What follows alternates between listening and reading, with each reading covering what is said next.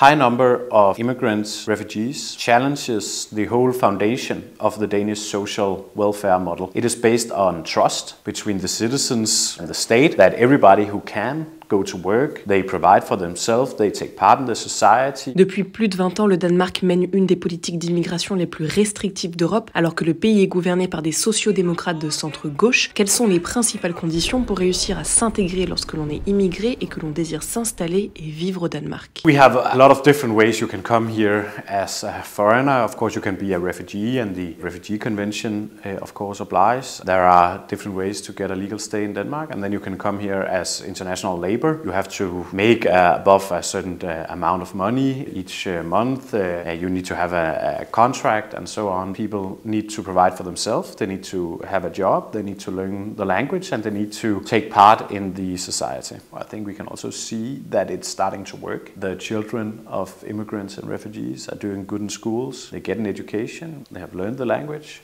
So I think also being strict on saying you have the possibility, but we also demand that you do your best to be a part of this society. Well, of course, to be a Danish citizen is quite difficult. In 2019 or 2020, we made a broad political agreement on the rules for getting Danish citizenship. You need to live up to a number of demands. It is also possible, and every year thousands of people get Danish citizenship, so it's not like it has become impossible. You need to have been here normally for 10 years. You need to have provided for yourself. What is important is, of course, learning the Danish language, but also, and that's the point of the test, is also to show that you know the Danish culture, Danish values. It's not a mind control test. That is a series of questions that test your knowledge about Denmark and Danish culture, about democracy, about gender equality. En France, les partis de droite, dont les Républicains, appellent régulièrement à s'inspirer de votre modèle de fermeté très soutenu par votre population, mais en quoi votre politique est-elle de gauche?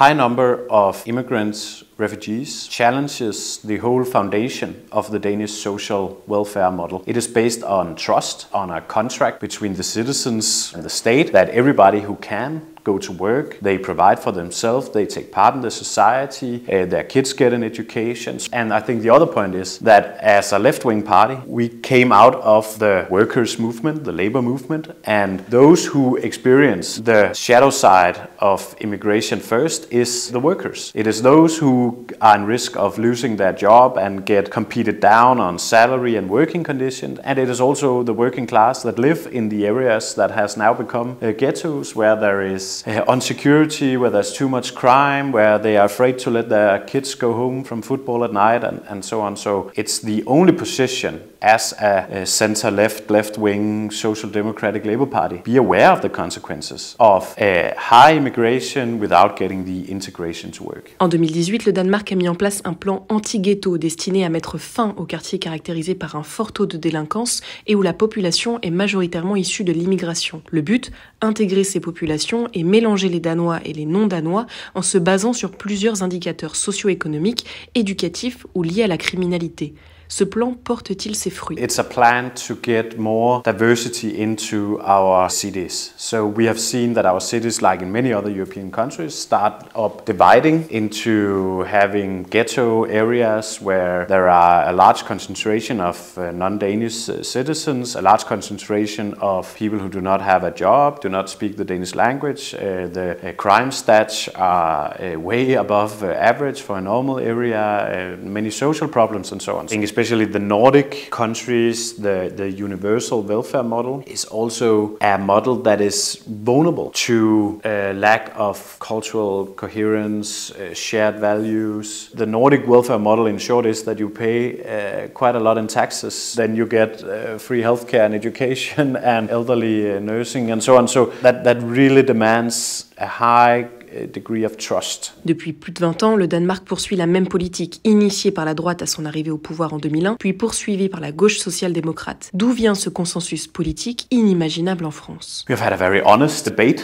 in Denmark on these issues. We have not been afraid to talk about that integrating people from very different cultures with very different traditions. For example, when it comes to the relationship between men and women, how you see girls going to school, that that has also created now a very broad coalition among Danish political parties that support the current policy. We don't need to be so hard in the rhetoric or in the language about it because we see the problems and we are ready to act on them. That now we can have a political debate about the even bigger issues that this world is facing on climate change, on what to do with Russia's invasion on Ukraine and so on. I still think that migration policy and integration policy is also the foundation that you cannot be a credible possibility for the voters to vote if they are not sure that you also have this under control. When you compare the statistics from Denmark to other European countries, you can really see that we have been working on making returns work. Having negotiated a lot of agreements with the countries that people migrated from, that they have to receive their own citizens back because they do not have a legal reason to stay in Denmark. Denmark is a rich country. We have a responsibility to help refugees, but I think it's also fair to demand that we can decide how many we can take in at once. And the European Union is now discussing how can we work together in Europe on being better at quicker, more successful returns of those who do not have a legal reason to stay in Europe. Mais alors comment le Danemark reste-t-il maître de sa politique migratoire eu égard aux juridictions de l'Union européenne qui prônent un accueil très large des immigrés? We have to go back in history when the Treaty of the European Union was changed in 1992 and it has to be ratified in the European countries. We had a public vote on it, a referendum, where the Danish people voted no. So the Danish political parties negotiated an agreement that they went to the rest of the European countries and said, okay, so if we get these four, as it was at the time, these four opt-outs, we would like to try a new referendum so that we could remain a part of the European Union. And the Danish citizen voted yes. The point of the opt-out was decisions over, for example, Danish police or Danish migration policy could not be done in Brussels, that it has to be done in Denmark. But what the Danish government is working for is that we could make this a solution either for the whole European Union, and if not, then that we can change European law so that the countries who want to participate in such a cooperation on having asylum reception centers outside of Europe, that they can do it. I don't think it's up to me to comment on French migration policy or on the Socialist Party of France. I think they must do what they feel right.